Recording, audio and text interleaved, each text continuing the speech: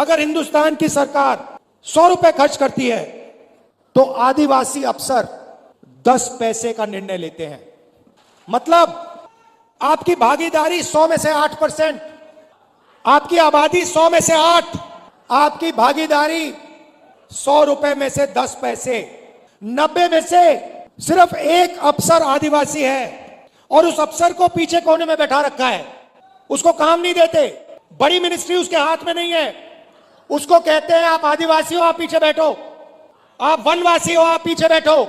यह बदलना है। बदलने का तरीका जाति जनगणना, कि सबको पता लग जाए कि सचमुच में आदिवासियों की कितनी भागीदारी है। मैं आपसे पूछना चाहता हूं, आप मीडिया देखते हो ना? देखते हो मीडिया? ये बड़े बड़े टीवी वाले एंकर हैं, इसमें से मुझे एक आदिवासी का नाम बता दो, एक आदिवासी का नाम बता दो, एक दलित का नाम बता दो, एक पिछड़े वर्ग का नाम बता दो। नहीं मिलेगा।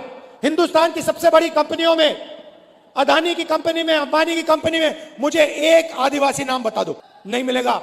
मजदूरों की लिस्ट निकालो, मनरेगा की लिस्ट निकालो, आदिवासी उसमें भरे हुए हैं। ये इमारतें आप बनाते हो, सड़कें आप बनाते हो, खून पसीना आप देते हो, मगर हिंदुस्तान में आपको भागीदारी नहीं मिलती है। यह सच्चाई है। इस सच्चाई को स्वीकार करना ही पड़ेगा। और मेरा लक्ष्य है कि आदिवासियों को, दलितों को, पिछड़े वर्ग को हिंदुस्तान में भागीदारी मिले, हिंदुस्तान में पावर मिले, सरकारों में जगह मिले, बिजनेस में जगह मिले। यह फर्क है आदिवासी में, वनवासी में। महाराष्ट्र की थोड़ी सी बात करता हूं आपको। हमारी सरकार आएगी तो हम आपके लिए क्या करने जा रहे हैं। नरेंद्र मोदी जी ने 16 लाख करोड़ रुपया अरबपतियों को कर्जा माफ करके दिया है। 1 लाख करोड़ रुपए धारावी की जमीन नरेंद्र मोदी की सरकार, महाराष्ट्र की सरकार अदानी को पकड़ा रही है। 1 लाख करोड़ रुपए की जमीन दे रही है। आदिवासियों को क्या दिया? दलितों को क्या दिया? पिछड़ों को क्या दिया? किसानों को क्या दिया? मजदूरों को क्या दिया? महिलाओं को क्या दिया? कुछ नहीं। इसलिए हमने मन बना लिया, जितना पैसा नरेंद्र मोदी अरबपतियों को देगा, जितना कर्जा माफ उनका करेगा, हम आपका करेंगे। तो सबसे पहला काम, महालक्ष्मी योजना, अच्छी तरह सुनिए। ये आदिवासी बहनें जो आई हैं, आपके बैंक अकाउंट में हर महीने पहली तारीख को खटाखट 3,000 रुपए अंदर आप जगेंगी, बैंक अकाउंट में देखेंगी। और महाराष्ट्र की सरकार, कांग्रेस पार्टी की सरकार, इंडिया गठबंधन की सरकार ने सुबह ही आपके बैंक अकाउंट में 3,000 रुपए डाल दिए होंगे। उसके बाद आप कहेंगे चलो मार्केट जाती हैं, चलो मार्केट चलें। आप जब बस में मार्केट जाएंगी, आपको पता लगेगा कि कांग्रेस पार्टी की सरकार ने महिलाओं के लिए बस का टिकट फ्री में कर दिया है। आप बैठेंगी, कोई आपसे पैसा नहीं मांगेगा, आप बिना पैसे दिए बैंक जाएंगी, 3,000 रुपए बैंक अकाउंट से निकालेंगी और वापस आ जाएंगी। और जब भी आपको बस की जरूरत पड़ेगी, महाराष्ट्र में आपको कहीं भी जाना हो, महाराष्ट्र की महिलाओं से 1 रुपया नहीं लिया जाएगा। अब किसान कहेंगे, राहुल जी आपने महिलाओं को 3,000 रुपए दे दिए, इंडिया गठबंधन की सरकार ने महिलाओं को 3,000 रुपए दे दिए, हर महीने जनवरी, फरवरी, मार्च महिलाओं के बैंक अकाउंट में आ जाता है, फ्री में बस में घूमती हैं, हमारा क्या होगा? सब किसान कहेंगे। मैं उनको कहना चाहता हूं, 3 लाख रुपए तक का कर्जा आपका माफ होगा। और जब आप धान, सोयाबीन, कपास बेचोगे तो आपको सही दाम, minimum support price Congress party की, इंडिया गठबंधन की सरकार देगी। जाति जनगणना की मैंने बात कर दी। हम महाराष्ट्र में जाति जनगणना कराएंगे और पता लगाएंगे कि आदिवासियों की कितनी भागीदारी है संस्थाओं में, सरकार में, ब्यूरोक्रेसी में। आदिवासी, दलित, पिछड़े वर्ग के कितने लोग हैं। पार्लियामेंट में मैंने कह दिया है, लोकसभा में नरेंद्र मोदी के सामने, कांग्रेस पार्टी की सरकार जाति जनगणना करेगी। और ये जो 50% का आपने रिजर्वेशन पे दीवार लगा रखी है, इसको हम तोड़ के उड़ा के फेंक देंगे। रिजर्वेशन को हम 50% से आगे ले जाएंगे।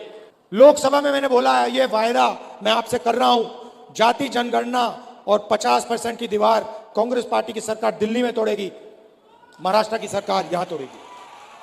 जाति जनगणना हम करके दिखाएंगे। सबसे ज्यादा कष्ट गरीबों को इलाज से होता है।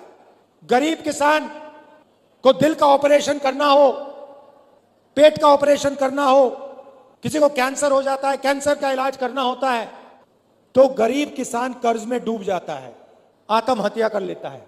इसीलिए आपकी नई सरकार, इंडिया गठबंधन की सरकार, महाराष्ट्र में सबको 25 लाख रुपए तक का बीमा देने जा रही है।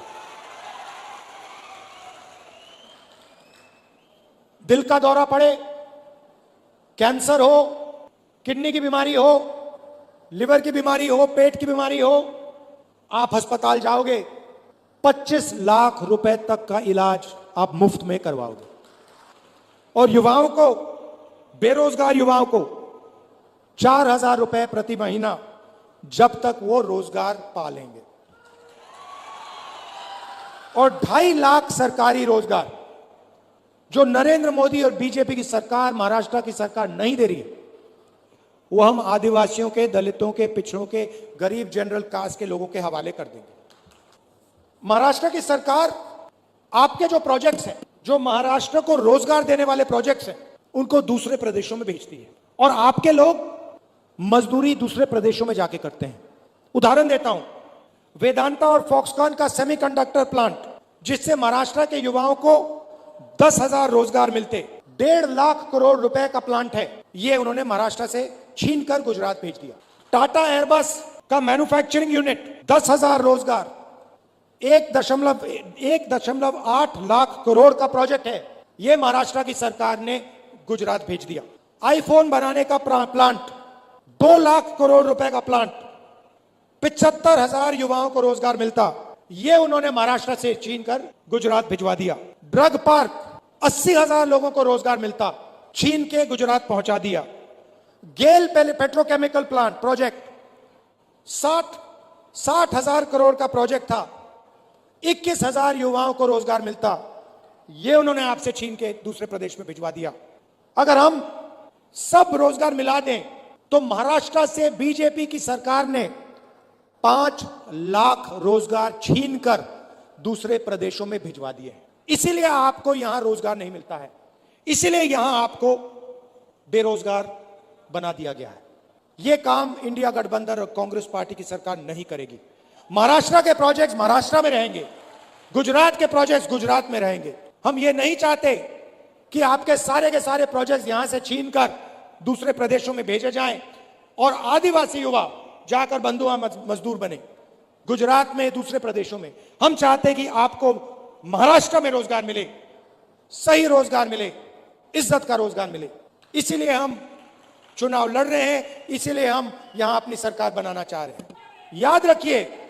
याद रखिए, मेन लड़ाई, सच्ची लड़ाई संविधान की है। आपको जो भी मिला, जमीन, जल, जंगल, शिक्षा, स्वास्थ्य, रोजगार, जो भी मिलता है, मनरेगा, भोजन का अधिकार, ये सब इस किताब ने दिया है। और इस किताब के अंदर पवित्र सोच है, बिरसा मुंडा जी की सोच है, महात्मा गांधी की सोच है, अंबेडकर जी की सोच है, बुद्ध भगवान की सोच है। और जब नरेंद्र मोदी कहते हैं कि यह संविधान खोखला है, इसके अंदर कुछ नहीं है, तो वो बिरसा मुंडा जी का अपमान करते हैं, बुद्ध भगवान का अपमान करते हैं, महात्मा गांधी, अंबेडकर जी का अपमान करते हैं, फूले जी का अपमान करते हैं। भाइयों और बहनों, आरएसएस इसके खिलाफ है, बीजेपी इसके खिलाफ है। इसलिए वो आपको वनवासी कहते हैं, इसलिए वो आपकी जमीन छीनते हैं, इसलिए जल, जंगल, जमीन का फायदा आपको नहीं देते। हम इसकी रक्षा करते हैं और रक्षा करते जाएंगे। आपको आपका अधिकार हम आपको दिलवाएंगे, क्योंकि आप आदिवासी हो। आप सबका मैं दिल से धन्यवाद करता हूं। दूर दूर से आप आए, कष्ट उठाया, आपने इतने प्यार से मेरी बात सुनी, इसके लिए मैं आपको दिल से धन्यवाद करता हूं। नमस्कार, जय हिंद। इस संविधान में बिरसा मुंडा जी ने जो त्याग किया, जो शहीद हुए, उनके शब्द हैं। इसीलिए संविधान में आपको आदिवासी नाम दिया गया है। आदिवासी नाम का मतलब समझिए, आदिवासी नाम का मतलब हिंदुस्तान के पहले निवासी, हिंदुस्तान के पहले मालिक। मतलब ये जो जल है, ये जो जंगल है, ये जो जमीन है, उसका पहला अधिकार आदिवासियों का है।